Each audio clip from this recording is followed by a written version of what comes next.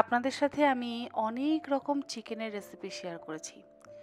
তাই এই রেসিপিটার নাম আপনারাই দেবেন।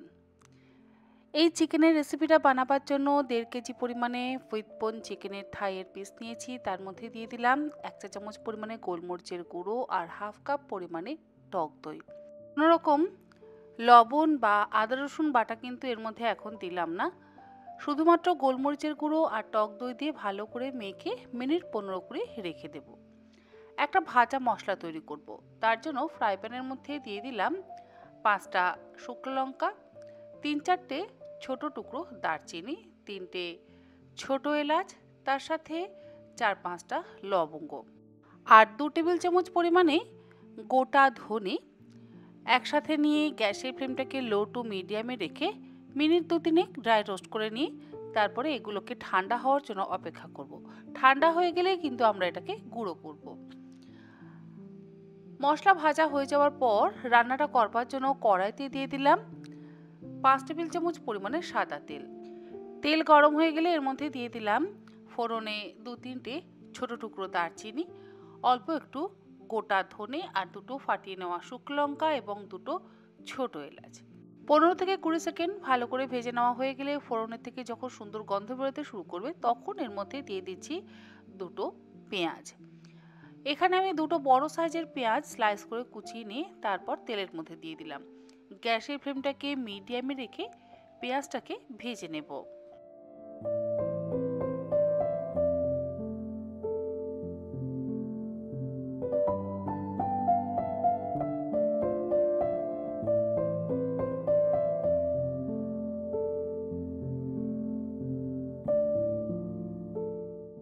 পেঁয়াজ কিন্তু বেশ একটু লাল করে ভেজে নিলাম। লাল লাল করে পেঁয়াজটা ভাজা হয়ে যাওয়ার পর এর মধ্যে দিয়ে দিচ্ছি ১.৫ টেবিল চামচ পরিমাণে আদা রসুন বাটা। এবারে আদা রসুন বাটা আর পেঁয়াজ আবারও একসাথে ভালো করে ভেজে একটু কষিয়ে নিচ্ছি যাতে আদা আর রসুনের কোনো রকম কাঁচা গন্ধ থেকে না যায়। মশলাটা বেশ ভালো মতন ভাজা হয়ে যাওয়ার পর এবার এর মধ্যে দিয়ে দেব ম্যারিনেট করে রাখা মাংসের টুকরোগুলো। আর দেখুন পেঁয়াজগুলো কিন্তু বেশ লাল করে আমার ভাজা হয়ে গেছে। এবারে আমি টক দই আর গোলমরিচের গুঁড়ো মাখিয়ে রাখা মাংসের টুকরোগুলোকে দিয়ে দিচ্ছি। এরপরে গ্যাসের ফ্লেমটাকে হাইতে করে দিয়ে মিনিট ৫-৭ খুব ভালো করে কষিয়ে নেব।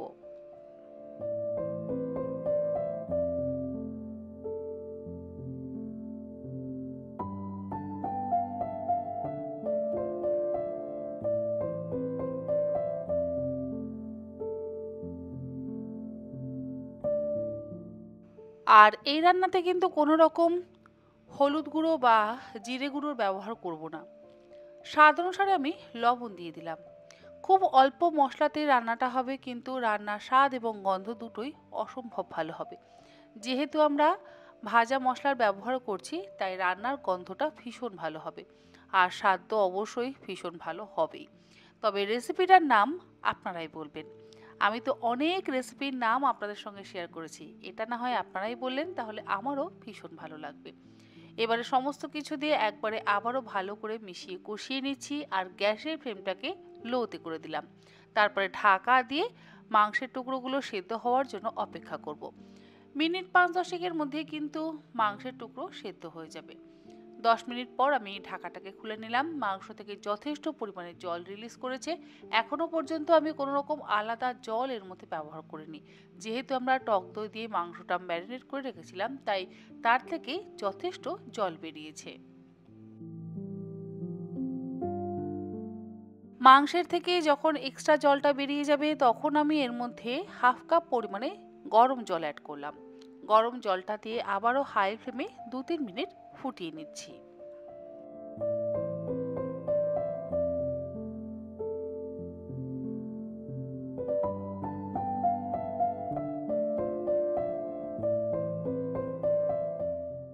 ২ মিনিট ফোটানো হয়ে যাওয়ার পর এর মধ্যে দিয়ে দিচ্ছি 1/3 কাপ পরিমাণে ফ্রেশ ক্রিম। ফ্রেশ ক্রিমটা আপনারা চাইলে দিতেও পারেন আবার চাইলে নাও দিতে পারেন। ফ্রেশ ক্রিমের বদলে আপনারা চাইলে নারকেলের দুধেরও ব্যবহার করতে পারেন। তবে নারকেলের দুধ যদি ব্যবহার করেন সেক্ষেত্রে রান্নার স্বাদ এবং গন্ধ দুটোই আবার বদলে যাবে। তাই আপনারা আপনাদের নিজেদের ইচ্ছে মতন ফ্রেশ ক্রিম বা নারকেলের দুধটা অ্যাড করবেন। ফ্রেশ ক্রিম দিয়ে আবারও গ্যাসের ফ্লেমটাকে একটু বাড়িয়ে দিয়ে আমি 2 মিনিট ফুটিয়ে নিলাম। আর স্বাদের জন্য দিয়ে দিলাম সামান্য পরিমাণে একটু চিনি, এতে মিষ্টি মিষ্টি হবে না কিন্তু স্বাদটা ব্যালেন্স হবে।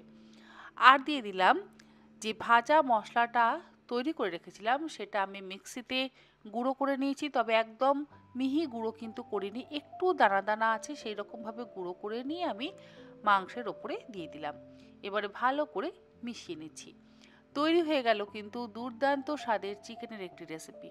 আবারও বলছি, নামটা আপনারা দেবেন। আমি অনেক রেসিপির নাম আপনাদের সাথে শেয়ার করেছি, এটা আর আপনাদের সঙ্গে শেয়ার করব না, একটা না হয় আপনারাই বললেন। যাকে রান্না আমার রেডি। ভাতের সাথেও যেমন ভালো লাগবে, তবে বেশি ভালো লাগবে হাত রুটি, মানে গমের আটার রুটি বা লাচ্চা পরাঠা, নান, এগুলোর সাথে। আশা করি আমার রেসিপিটা আজকে ভালো লাগলো। ভালো লাগলে আপনারা অবশ্যই বাড়িতে বানিয়ে আমাকে জানাতে একেবারে ভুলবেন না। আজকের মতন এই পর্যন্ত। আগামীকাল আবারও হাজির হয়ে যাব নতুন কোনো রেসিপি নিয়ে। আপনারা সকলে ভালো থাকবেন, সুস্থ থাকবেন। ধন্যবাদ।